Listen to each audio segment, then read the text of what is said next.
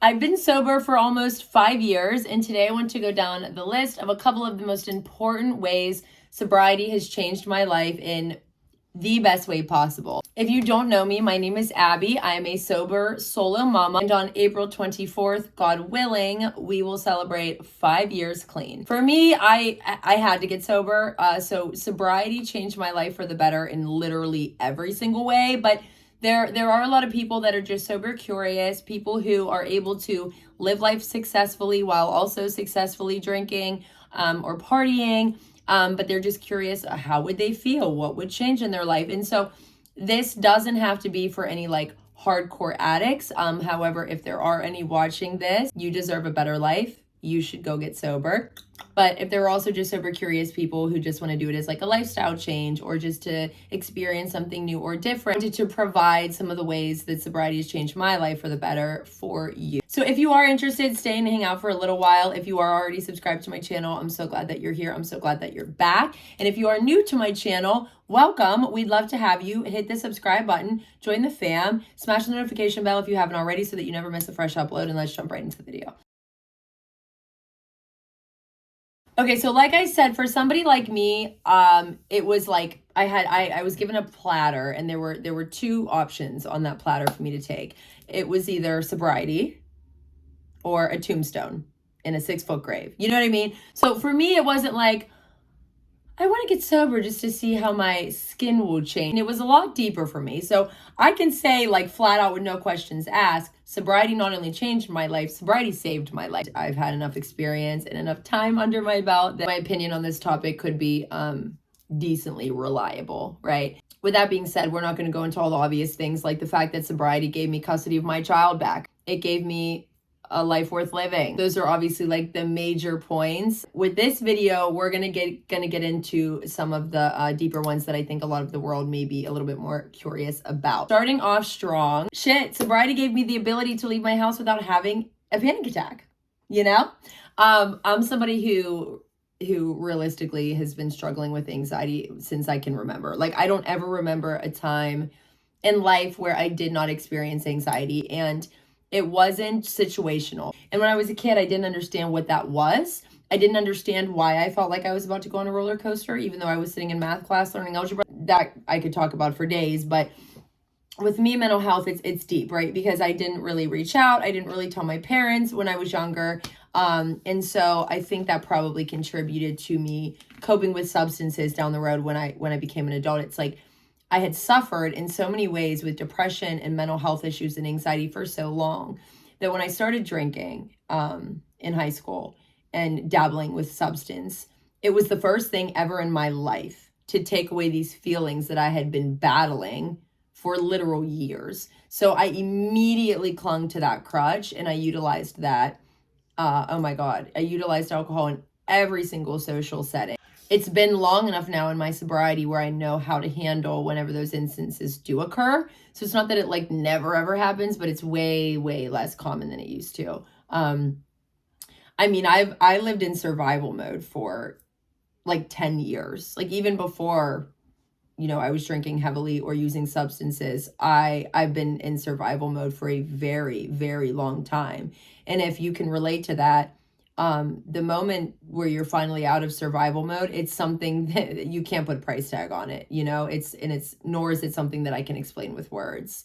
But it's a really big relief, and it's a lot to work through, because even after you get out of survival mode, you still find yourself kind of using those survival tactics, but they start to become detrimental to your life and your future and your relationships.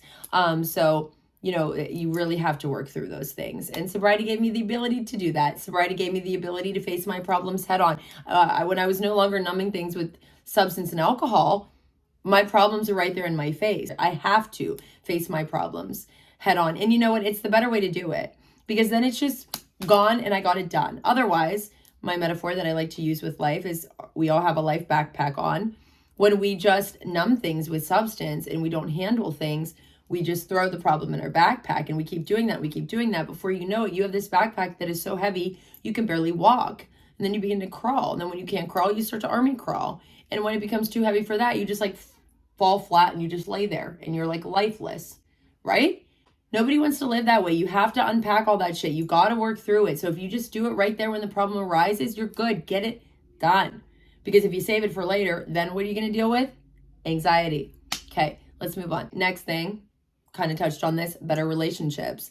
The best example that I can provide for this is the relationship that I have versus had with my mother. So me and my mom, my entire life, have butted heads and argued constantly. But with that, we've also been very codependent to each other. So I love my mom. I love being around my mom. I love being close with her, but like constantly butting heads. What I learned through getting sober was all that our relationship was lacking were boundaries. The boundaries were solving the butting heads, and the boundaries were also solving the codependency issues. I had to learn to set boundaries with my mom, but then my mom had to learn how to accept those boundaries. Not only did she start to kind of like handle them better, but then she also started to realize the importance of them, and then she began setting boundaries. I talk to my mother every day. I live 5 minutes away from her. I see her probably once a week, and it's healthy. Boundaries are really difficult to learn as an adult. Through experience, I can say that. So this has also given me the ability to teach my daughter what boundaries are and how to set them at 8 years old. My daughter is really, really good at boundaries. And so that's been a huge perk too. And we'll get into motherhood and sobriety in a minute here. When you get sober, you learn who your real friends are and who was just around because you have the common interest of drinking. This in itself is worth getting sober for. It's almost something that I would recommend bracing yourself for, because it can be kind of sad in a way. But the moment you stop drinking, your friends are going to completely filter through. Okay? It's going to be sad. It's going to be happy. Ultimately, though, you're going to find the people that you want in your life. You're going to find people that you're friends with genuinely because you have the same interests and you enjoy the same things, and because you're actually similar. Not because you both like going to the same bar at the same night every weekend. You know what I mean? So that's a really big one. It's going to filter, and that can be more than just friends. It's going to filter a lot of people in and out of your life, right? Because there are so many people that we associate with simply because of what we're doing, right? And having the common interest of drinking and partying, I don't think in itself is enough of a reason to consider somebody a good friend. I personally, that's just my opinion. Okay, this is a really big one. I think this is a big reason why a lot of people are sober curious. Skin, hair, nails, the whole nine. Now, when I got sober, it took time, but my skin improved in every way, whether it be a breakout or just general like glowiness, elasticity. So much of that came back when I got sober. My hair, I was losing hair. My hair was coming out in clumps. I remember my first couple of weeks sober, clumps of hair in my hand. I was so worried that there was something wrong with me. And, you know, time went on, and I stayed sober longer. And before I knew it, my hair stopped falling out. So it was 100% due to my drinking and substance use. Not only did I stop losing handfuls of hair every time I went to wash my hair, not only that, but my hair also started growing faster. It's so funny now because I have a short haircut, but in order to keep it at this length that I like, I have to get it cut like once or twice a month.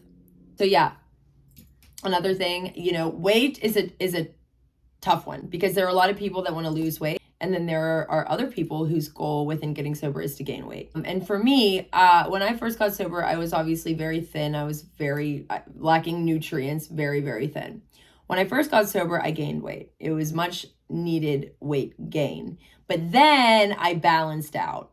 I've currently been, and obviously I am very thin. It's not because I work out. It's not because I want to be this size. This is just my size. So that's one of my current journeys, is weight gain. Nonetheless, I evened out when I got sober. A lot of people look at pictures of me before I got sober and they see like I have more weight in my face, but it wasn't good, healthy weight. It was puffiness, right? From like substance and drinking. Okay, moving along, motherhood. So I could talk about this for hours, so I'm going to intentionally be short and sweet about it, because I don't even know how to talk about it without going into detail and talking for hours. All I'm going to say is I think it's really, really badass for a kid to grow up with a sober parent. I do. I think it's really cool. I don't think there's anything wrong with parents who occasionally drink responsibly, you know, around their children on vacation, or have a glass of wine while their child is having dinner. There's nothing wrong with that. But I do believe it's pretty cool for a kid to have a totally sober parent. Another good thing I think about a child having a sober parent is just naturally, because of the circumstances. For me, you know, some people don't need it like a full-on program to get sober. I did, because when I decided, oh, I should probably get sober, and then I tried and I failed at it, I realized that I had a problem. You know what I mean? Other people are like, oh, alcohol is really affecting my life lately. I think I should stop. And they stop. And it's not easy, but they stop. I was physically dependent, couldn't stop on my own, tried 10 times, like a little bit different. You know what I mean? But so for me, the first 2 years of my sobriety, my daughter came to my home group with me every single week. She'd put her headphones in, she'd play her iPad for an hour, boom, done.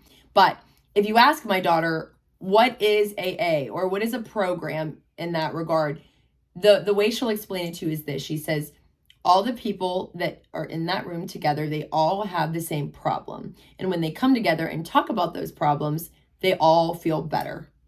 That's it.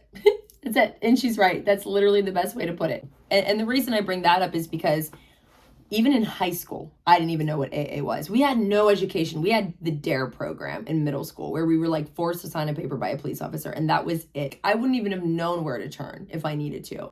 So the fact that my daughter knows what it is and has actually been a part of it for a brief time in her life when she was young, I think that's pretty cool, because she was only like 5 or 6 at the time. But the program is what initially saved my life. It didn't work out for me in the long run, but I will always give credit where credit's due. And AA is what saved my life, for sure. She's obviously too young for this now, but I'll have the ability to explain to her that there are things like Narcan that you can get over the counter at pharmacies. There are things like fentanyl testing strips. And in my opinion, again, just my opinion, we can't stop these kids from experimenting. But what we can do is give them the resources and the tools to be smart about it. There's a lot of things that are readily available that I just think more kids should know about. And so I think that's another positive as a sober parent, being able to teach that to my child. Not that you have to be sober to teach that to your child, but I don't think I would have found it as crucial or important if I wouldn't have gone through this sobriety journey. So that's all. Okay, so this is another really, really big one. I even struggled with this in early sobriety too, but I promise it does get better. My energy levels. Oh my God, I have so much more energy now that I'm sober. And what that takes me into is more creativity. The creative juices are flowing. I am passionate and interested in what I want to do with my life, my career, really diving headfirst into that. I mean, all of these things are only because of sobriety.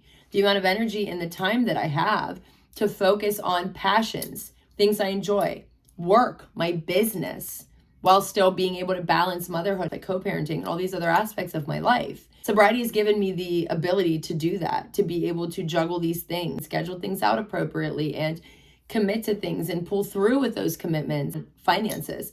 Amount of money that I've saved. I highly recommend downloading a sobriety tracker, because not only is it going to track how long you've been sober, a lot of those apps show you how much money you've saved. And I think that the numbers they give are like conservative numbers. So I think that what you see on that app that you saved, you've probably saved even more than that. But oh my God. I mean, think about it. We go out for bridal showers, baby showers, work parties, work happy hours, dinner with the girls, guys' night. Everything we do, we're drinking while we're doing it. So finances, you'd be shocked at the amount of money that you'd save.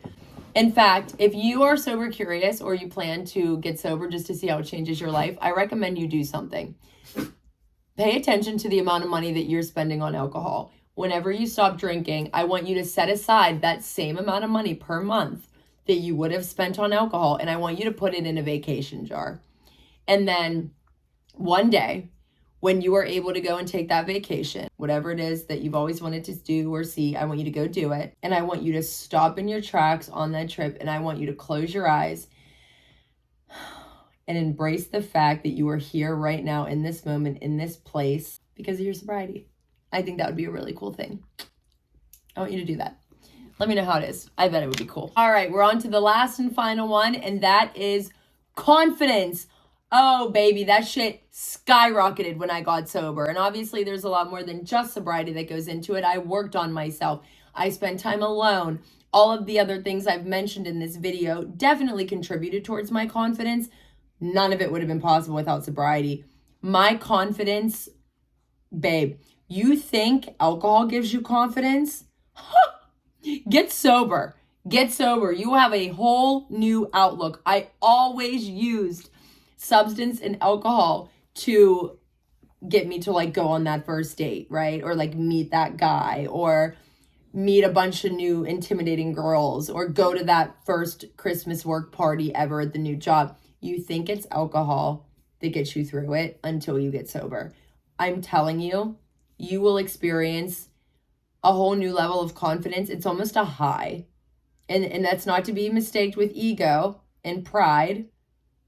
Confidence. I'm telling you, it's bizarre. It's crazy. Okay, so before I wrap this video up, I just want to put one major preface towards the end here by saying this. All of these things I mentioned, whether it be the anxiety or the confidence or the finances, like all of these things that get better once you get sober, I need to mention this because I don't want anybody to get discouraged. These aren't things that you're going to experience within the first week of getting sober. You're not even really going to see them in the first month. In fact, my anxiety got worse before it got better. My confidence got way worse before it got better.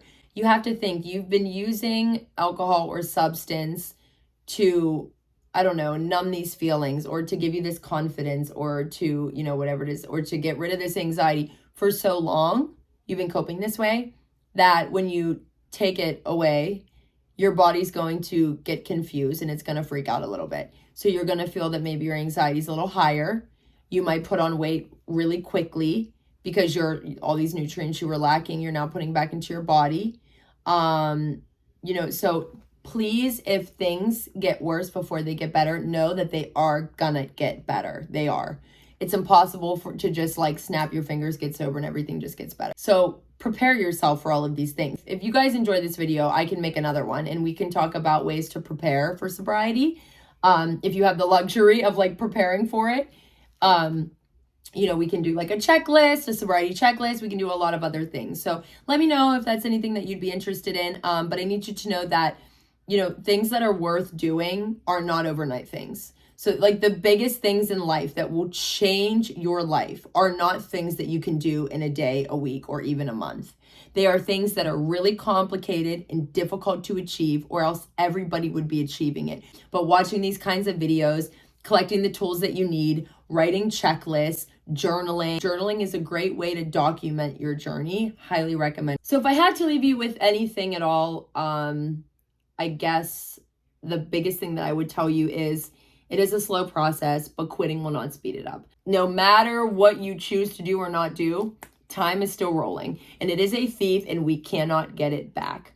So I highly recommend giving it a shot. If you're watching this video, it's for a reason. Maybe it's not for you. Maybe it's for a loved one. Either way, I'm so glad that you're here. Thank you for watching. If you are sober, drop your sobriety date below. If you do not have a sobriety date, drop your city below. And if you liked this video, let me know. I'd be happy to make more similar to this. If you haven't hit the subscribe button, make sure to hit that so that you can revisit this video in case you need to watch it again or to watch any of my other videos. And I will see you guys very soon. I love you so much and I'm very proud of you. Bye.